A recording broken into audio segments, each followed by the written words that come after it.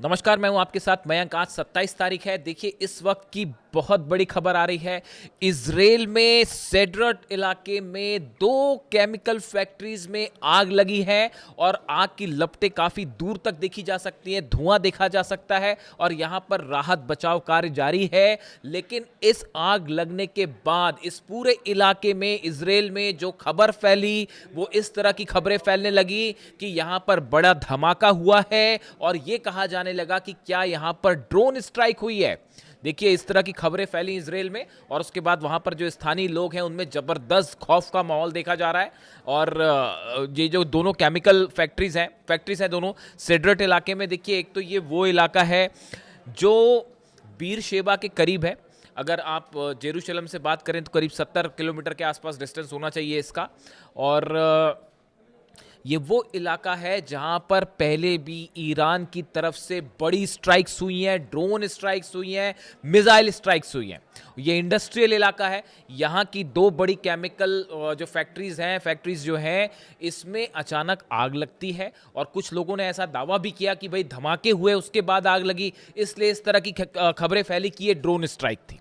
हालांकि अभी इस बात की पुष्टि नहीं हुई है कि ये ड्रोन स्ट्राइक थी या नहीं। और इस तरह से देखिए, अब इसराइल में अगर कहीं धमाका हो जाए तो बड़ी स्वाभाविक सी बात है कि जितनी मिसाइल्स मारी हैं ईरान ने और जितनी ड्रोन स्ट्राइक करी हैं पिछले बार जब भी जंग हुई उस बीच में, तो इसराइल में खौफ का माहौल, पैनिक होना साधारण सी बात है। तो हुआ ये कि ये जैसे ही खबर आई उसके बाद इस तरह की खबरें फैलने लग गई कि भाई ये ईरान की तरफ से ड्रोन स्ट्राइक कर दी गई है। उसके बाद पैनिक का माहौल था, लेकिन वहाँ पर जो है फायर फाइटर्स पहुँचे, आग को बुझाने का काम शुरू हुआ। लेकिन इस बीच एक और बड़ी खबर आ गई। देखिए, अभी ये धमाका हुआ ही था, आग लगी ही थी, इसके बीच में खबर आ गई कि इस दो में से एक फैक्ट्री से अमोनिया गैस लीक होनी शुरू हो गई। बड़े इलाके में धुआं और आग और धुआं का प्रभाव था। तो उसके बाद ये सेड्रट जो देखिए जो खबर है, the Sedrat municipality instructed resident of the nearby neighbourhood to remain indoors and keep their windows shut. जो वहाँ की लोकल गवर्नमेंट है, बॉडीज़ हैं, उन्होंने इस तरह के निर्देश जारी कर दिए कि जो सेड्रट के आसपास के इलाके के लोग हैं वो अपने घरों के अंदर रहें, खिड़की दरवाजे बंद कर लें, बाहर ना निकलें। यानी पैनिक का माहौल था, क्योंकि खबर ये थी कि अमोनिया गैस लीक हो रही है। अगर ये बड़े पैमाने पर लीक हो जाए तो इससे काफ़ी नुकसान भी हो सकता था। लेकिन अभी जो लेटेस्ट खबरें हैं उसके मुताबिक फायर फाइटर्स मौके पे हैं। इस बात की जांच जारी है कि वाकई यहाँ से अमोनिया लीक हुई है, नहीं हुई है, और अगर हुई है तो कितनी मात्रा में हुई है, इसकी अभी पूरी जानकारी आनी बाकी है। इस तरह से भी कुछ जगह से दावे हुए हैं। जो इजराइल के अखबार आप देखें, इजराइल का मीडिया देखें, तो वो इस तरह के दावे हो रहे हैं कि अमोनिया लीक नहीं हुई है। लेकिन इस तरह के भी दावे हैं कि अमोनिया लीक हुई है। अभी स्टेटस क्या है वो पता चलेगा। इस इलाके में देखिए इतना ज़बरदस्त पैनिक का माहौल था कि जो सेड्रेट से होते हुए जो ट्रेन्स जाती हैं उनको सेड्रेट स्टेशन पर रोकने से मना कर दिया गया। उन्हें कहा गया कि आप फौरन यहाँ से आगे निकल जाइए, इस स्टेशन पे आप ना रुकेंगे। आसपास के जो रेसिडेंशियल इलाके थे उनको काफ़ी घरों को खाली करवा दिया गया। जो थोड़े डिस्टेंस पे घर हैं उनको कहा गया कि आप घर के अंदर रहिए, बाहर मत निकलिए। यानी आप देखिए इस पूरे इलाके में, दरअसल देखिए ये बीर शेबा के करीब वो इलाका है सेड्रट का जहां पर ईरान की तरफ से शाहिद 136 ड्रोन्स ने, खास तौर पर जो 12 दिन की जंग हुई थी, इस जंग की बात नहीं कर रहा हूं मैं, पहले वाली जो जंग हुई थी 12 दिन की जंग हुई थी जिसमें ईरान ने अपनी मिसाइल्स और ड्रोन की असली पावर दिखाई थी पहली बार दुनिया को, और इसराइल घुटनों पर था।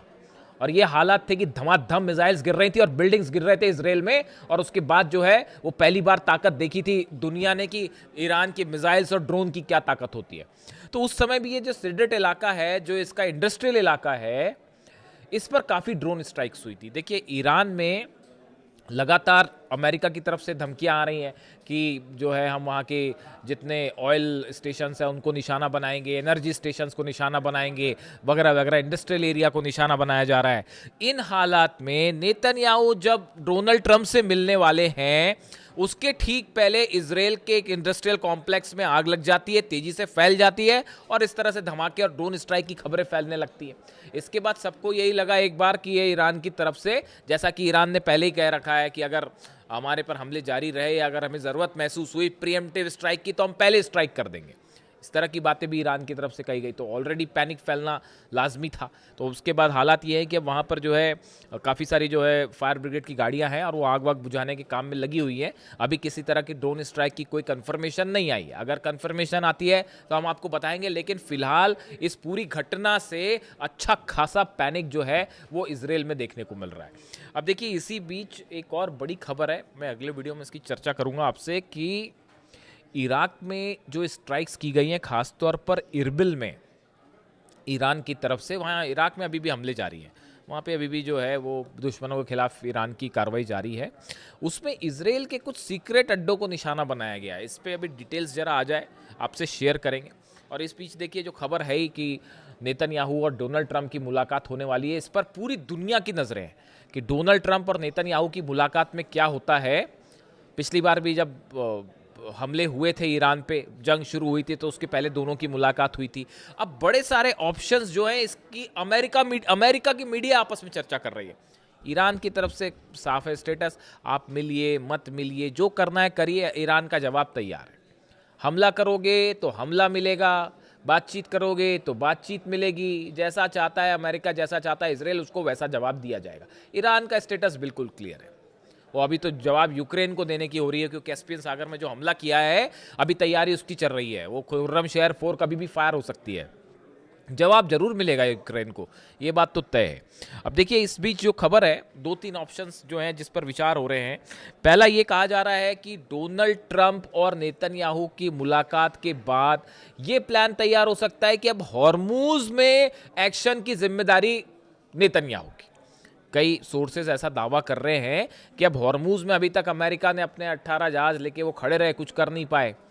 हॉर्मूज अभी भी पूरी तरह से ईरान के कंट्रोल में, परिंदा भी पर नहीं मार सकता वहाँ ईरान की इच्छा के बिना। तो अब ऐसे में बताया जा रहा है कि हो सकता है कि नेतन्याहू को हॉर्मूज का कंट्रोल दे दिया जाए, कि बस जिम्मा दे दिया जाए कि भैया अब यहाँ पे ईरान से आप लड़ो, हम नहीं लड़ सकते।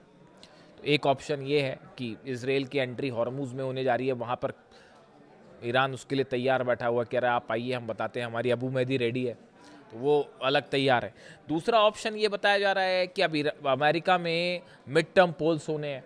अब यहाँ बड़ी समस्या ये है, जॉर्डन में बेस तबाह हो गए, सोल्जर्स मारे गए, कुवैत में पेट्रियट तबाह हो गया, बहरीन में पेट्रियट थर्ड सिस्टम तबाह हो गए, तो भयंकर नुकसान हो गया। अब सैटेलाइट इमेजेस सामने आने लग गई हैं, और जो रिपब्लिकन सांसद हैं डोनाल्ड ट्रंप की पार्टी के, वही सवाल उठाने लगे हैं डोनाल्ड ट्रंप पर, कह रहे हैं कि भाई आपने हासिल क्या किया, आपने ईरान जाके ऑपरेशन किया, आपने हासिल क्या किया। आप कह रहे थे रिजीम चेंज होगी, वो भी नहीं हो पाई। आप कह रहे थे कि यूरेनियम पर हम कब्जा कर लेंगे, वो भी नहीं हो पाया। तो फिर आप कर क्या पाए वहां जाके? जंग आप जीत नहीं पा रहे हो, अंदर आप कदम नहीं रख पा रहे हो। तो अब ये रिपब्लिकन, ये मैं नहीं कह रहा, ये सीनेटर्स और रिपब्लिकन पार्टी के सदस्य डोनाल्ड ट्रंप पर सवाल उठा रहे हैं। तो इससे आप अंदाज लगा लिए कि मिड टर्म पोल का क्या होना है। तो डोनाल्ड ट्रंप वहां भी घबराए हुए हैं कि भाई चुनाव हार गए तो फिर बड़ी फजीयत हो जाएगी कि ईरान ने हराया, चुनाव भी हार गए। तो अब उसकी भी चिंता सताई जा रही है। तो अब नेतन्याहू से मुलाकात है। तो अब देखिए, तरह तरह की खबरें हैं, लेकिन इस बीच एक बड़ी जो गौर करने वाली बात यह है, अमेरिका के जो फाइटर जेट्स हैं, हथियार हैं, इन सबका प्लेसमेंट, लोकेशंस और मूवमेंट बाकायदा जारी है। मतलब वो कहने की बात वही है कि डोनाल्ड ट्रंप ने जैसे ये कहा कि साहब अभी हम फिलहाल मैं ईरान पर हमला नहीं करूंगा, जैसे ही डोनाल्ड ट्रंप का ये विचार सामने आया, उनकी ये बात सामने आई कि डोनाल्ड ट्रंप ये कह रहे हैं कि अभी फिलहाल जो है ऑपरेशन सस्पेंड है, मैं ईरान पे हमला नहीं करूंगा, वैसे ही ईरान ने जो है वो हमले की दुगनी तैयारी शुरू कर दी कि अब जरूर हमला होगा। जब भी डोनाल्ड ट्रंप बोलते हैं तो वो अपनी बात से पलट जाते हैं। मतलब उनको हमला करना होगा तो बोलेंगे जी मैं नहीं कर रहा, और हमला हो जाएगा। ईरान तैयार है उसके लिए। यानी डोनाल्ड ट्रंप का ये कहना कि मैं हमला नहीं करूंगा, उस तो ईरान और अलर्ट हो गया है। उसने अपनी और जो है मिसाइल तैनात कर दिए हैं। और वो जो है ईरान की सेना के जो प्रवक्ता है उनकी तरफ से बयान आ गया कि उन्होंने अपनी लोकेशंस गिना दी है कि भाई सऊदी में ये लोकेशन है, यूएई में ये लोकेशन है, कतर में ये लोकेशन है, और अगर हमला होगा सब पर एक साथ मिसाइल मारी जाएगी। तो उन्होंने अपनी एक अलग लिस्ट जारी कर दी है, और इजराइल अलग निशाने पर आ गया है। कल ही ईरान की तरफ से बयान आया था कि अगर जो अब हमला होगा तो कुछ हो ना हो, इजराइल पर तो हम जरूर हमला करेंगे। अगर अब हम पे हमला होता है, ईरान का स्टैंड साफ है, अगर ईरान पर कोई भी हमला होता है, कहीं भी हमला होता है, तो हम इजराइल पर जरूर हमला करेंगे। खासतौर पर अगर पिकेक्स माउंटेन पर हमला हुआ तो इजराइल निशाना बनेगा। अब इस बीच लग गई आग। अब सेड्रेट में इस समय आग लग गई, और फिर खबर इस तरह से फैल गई कि धमाका भी हुआ था और ड्रोन स्ट्राइक तो नहीं, तो वो उसको इस तरह से लेने लगे। हालांकि अभी ऐसी खबरें नहीं है, लेकिन चूंकि आग लगी, पैनिक की बात थी और अमोनिया फैलने वाली बात थी, इसलिए आप तक पहुंचाना ज़रूरी था। इसके अलावा अब देखिए, एक तो ऑप्शन ये हो गया, अब एक और नया जो है वो सोर्सेस से नई हलचल और शुरू हो गई है कि डोनाल्ड ट्रंप को उनके कुछ एडवाइजर्स ये बता रहे हैं कि भाई देखिए असल में हुआ ये जो इनसाइड स्टोरी है, एक बैठक हुई, मैं इसका जिक्र पहले भी कर चुका हूँ, आपको बताता हूँ मैं। अमेरिका में एक बैठक होती है, उस बैठक में जनरल डेनकेन शामिल थे, चीफ जॉइंट ऑफ स्टाफ, वो शामिल थे, हेस्गेट शामिल थे, डोनाल्ड ट्रंप और तमाम एडवाइजर्स इनके साथ शामिल थे। ब्रैड कूपर जो है उनसे बात की गई, सेंटकॉम के जो चीफ हैं, जो ऑपरेशन देख रहे हैं ईरान के, तो सेंटकॉम चीफ जो है उनकी तरफ से बयान आया कि देखिए हमने ईरान के ऊपर जितनी एयर स्ट्राइक करनी थी वो कर ली, अब इससे और ज़्यादा हम जो है कोई अपना गोल हासिल नहीं कर सकते। उन्होंने सच्चाई कबूल कर ली असल में ये कि हम जितना नुकसान कर सकते थे ईरान का। एयर स्ट्राइक, देखिए हर ऑपरेशन की एक सीमा होती है, आप एयर स्ट्राइक करके किसी को हरा नहीं सकते, किसी देश को। तो अमेरिका का वो ब्रैड कूपर का कहना है ऐसा है, हमने जितनी एयर स्ट्राइक करनी थी वो कर लिया, अब हम ईरान को और एयर स्ट्राइक करके हम कुछ हासिल नहीं करेंगे। तो अब एयर स्ट्राइक करके हासिल नहीं करेंगे तो कैसे हासिल करेंगे? तो फिर उसका एक ही ऑप्शन बचता है, ग्राउंड ऑपरेशन करिए, सोल्जर्स को अंदर ले जाइए। डोनाल्ड ट्रंप ने आज वो एक और फिर डाल दिया पोस्ट, एक तो वो B-2 बॉम्बर के साथ दिखाई दे गए और फिर खार्ग आइलैंड पर हमला करते हुए एक सोशल मीडिया पे पोस्ट डाल दी।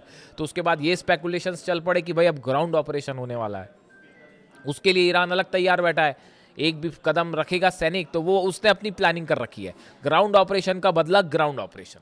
इधर से अमेरिका की सेना घुसेगी, उधर ईरान की सेना जवाब तो देगी, वो लड़ेंगे, वो तो अलग होगी मारकाट, लेकिन उसके बाद ईरान की सेना भी कहीं भी घुस सकती है साहब, ये इस बात को भी समझ लीजिए। पता चला इराक पे कब्जा कर लिया, घुस गए अंदर, कुवैत में घुस गए अंदर, कुछ भी हो सकता है। ये जो है इन्होंने अपनी अलग पॉलिसी तैयार कर रखी है ईरान ने कि वो दुश्मन से एक कदम आगे चलेगा, मतलब जो चीज़ नहीं सोची होगी वो कर लेंगे। इस तरह की खबरें थी भी पहले कि अब जो ग्राउंड ऑपरेशन बार बार जो अमेरिका करता है, ग्राउंड ऑपरेशन, इस बार ईरान की सेना ने भी ग्राउंड ऑपरेशन का प्लान तैयार कर रखा है कि कैसे घुस के मिलिट्री अड्डों पर कब्जा किया जाए अमेरिका के, इसका प्लान भी तैयार है। वो 8 लाख सैनिक ऐसे ही नहीं बैठे और बड़े गुस्से में बैठे हैं साहब, अली खामेनी साहब की शहादत के बाद से, वो कुछ भी हो सकता है। तो फिलहाल ये खबर आप तक पहुंचानी ज़रूरी थी। इससे जुड़ा जो भी अपडेट होगा, नेतन्याहू और ट्रंप की मुलाकात पर हमारी खास नज़र रहेगी। वॉशिंगटन से देखते हैं क्या निकल के आता है, जो भी अपडेट होगा आप तक पहुंचाएंगे। Thank you so much.